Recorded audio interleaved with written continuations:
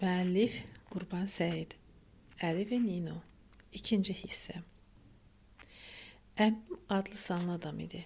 Nəsrəddin Şah mərhəmət göstərib ona Əsəd əd-Dövlə, səltənətin aslanı fəxri adını vermişdi. Əmimə başqa adla müraciət etmək olmazdı. Onun 3 arvadı, çoxlu nökəri, Tehranda sarayı və Mazandaranda iri malikənələri var idi. Bakıya o arvadlarından ötürü, xüsusilə ən cavanı olan Zeynəbə görə gəlirdi. Zeynəbin 18 yaşı var idi və əmim onu o biri arvadlarından çox istəyirdi. Zeynəb xəstə idi, uşağı olmurdu. Əmim də elə ondan uşaq istəyirdi. Bu məqsədlə Zeynəb Həmədana da getmişdi. Orada səhranın ortasında qırmızı daşdan yonulmuş, sirli baxışlı olan bir aslan heykəli var idi. Bu heykəli artıq adları da az qala unutulan qədim padşahlar qoymuşdular. Əsrlərdən bəri qadınlar bu aslanın yanına gedir, onun nəhəng üzünü öpür, analıq və uşaq sevinci həsrəti ilə gözləyirdilər. Yazıq Zeynəbə bu aslan da kömək etməmişdi. Kərbəla dərvişlərinin duası və tilsimi, Məşəd ərənlərinin ofsunları və həyatın bütün şeylərindən xəbərdar olan Tehran qarılarının sirli sənətləri də onu sevindirə bilməmişdi. Buna görə də əmim Zeynəbi Bakıya gətirirdi ki, yerli müdriklərin nail ola bilmədiklərinə qərb həkimlərinin məharəti sayəsində nail olsun. Zavallı əmim, o sevmədiyi və qoca olan 2 digər arvadını da özü ilə gətirməli idi Bakıya. Adət belə tələb edirdi. 1, 2, 3 və 4 arvad ala bilərsən, amma onların hamısı ilə eyni cür rəftar etməlisən. Eyni cür rəftar etmək isə o demək idi ki, hamısına eyni şeyi təklif etməlisən. Məsələn, Bakıya səyahət kimi. Qanuna görə bunların mənimlə heç bir əlaqəsi yox idi. Qadınlar əndəruna evin daxili qisminə aiddirlər. Ədəbli kişi qadınlardan danışmaz. Onlar barədə sual verməz və onlara salam da yollamaz. Onlar kişinin kölgəsidir. Hətta çox vaxt onlar belə kölgədə özlərini yaxşı hiss edirlər. Bu da yaxşı və ağıllı bir işdir. Bizdə zərb məsəl var. Qadının ağlı toyuq tükü qədərdir. Ağlı olmayan məxluqlara nəzarət etmək lazımdır. Yoxsa həm öz başlarına, həm də başqalarının başına bəla gətirərlər.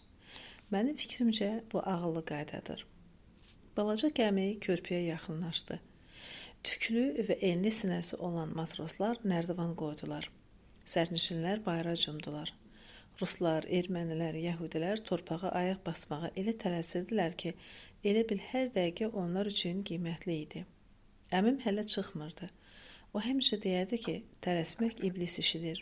Buna görə də bütün sərnişinlər gəmini tərk edəndən sonra səltənət aslanının zərif boy-buxunu göründü.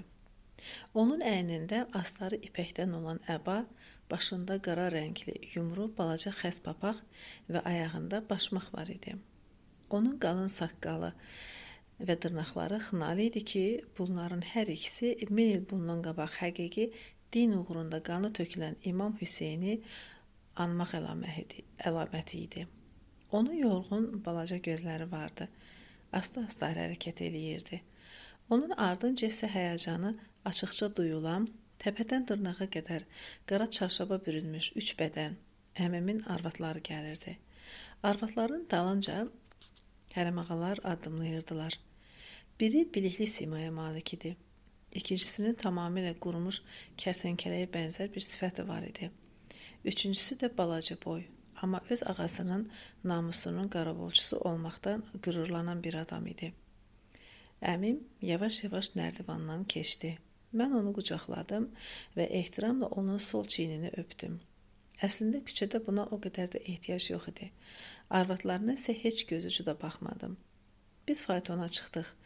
Arvadlar və hərəmağalar da ardımızca gələn üstörtülü faytonda oturdular.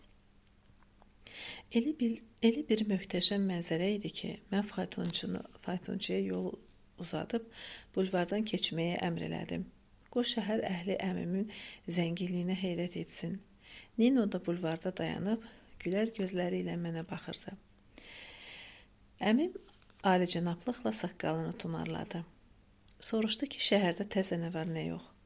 Öz vəzifəmi yaxşı bilirdim. Bilirdim ki, əhəmiyyətsiz şeylərdən başlamalı və ondan sonra bütün xəbərlərə keçməliyəm. Buna görə də elə bir yenilik yoxdur, dedim. Sonra davam etdim. Keçən həftə Dadaş bəy Axundzadəni bıçaqla vurub öldürdü.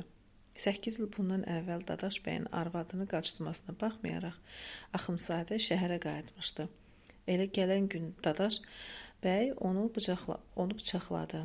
İndi polis onu axtarır, amma tapa bilməyəcək. Baxmayaraq ki, hər kəs Dadaş bəyin Mərdəkanda olduğunu bilir. Ağıllı adamlar deyirlər ki, Dadaş bəy düz hərəkət etmişdir. Əmim başı ilə sözümü təsdiq etdi. Bəs daha nə yenilik var? Hə, ruslar Bibi Heybətə çoxlu neft tapmışlar. Nobel nəhəng bir alman maşınını ölkəyə gətirmişdir ki, dənizin bir qismini təmizləyib neft axtarıb tapsın. Əmim çox təəccübləndi. Allah Allah, deyib qayğıkeşliklə dodaqlarını sıxdı. Evimizdə isə hər şey öz qaydasındadır və Allah qoysa gələn həftə mən elm ocağını tərk edəcəyəm. Bütün yol boyunca bu cür söhbət etdim və qoca ehtiramla qulaq asdı. Yalnız fayton evimizə yaxınlaşanda mən gözlərimi qırağa zillədim və söz arası dedim. Rusiyadan şəhərə şöhrətli bir həkim gəlib. Deyirlər ki, o çox biliklidir və adamın üzünə baxan kimi onun keçmişini və indisini söyləyir. Sonra da gələcəyindən xəbər verir. Darıxmaqdan əmimin gözləri yarı qapalı idi. Tamamilə laqeyd tərzdə o həmin müdrik adamın adını soruşdu və mən gördüm ki, əmim məndən lap razı qalıb. Bütün bunlar bizdə yaxşı əxlaqın və alicənab tərbiyənin əlamətləri sayılırdı.